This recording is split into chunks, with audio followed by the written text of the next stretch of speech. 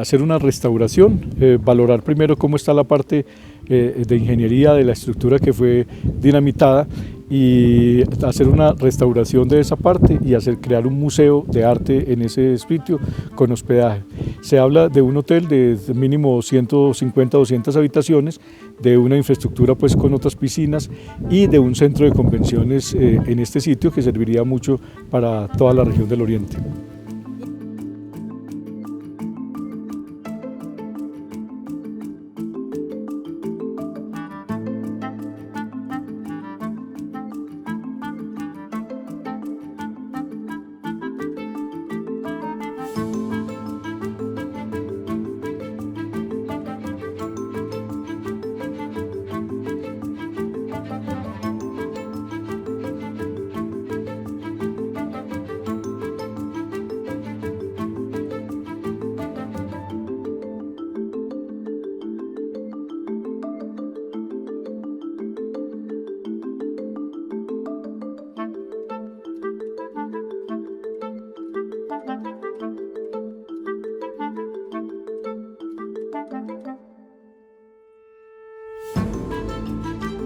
Nosotros pues queremos que este proyecto,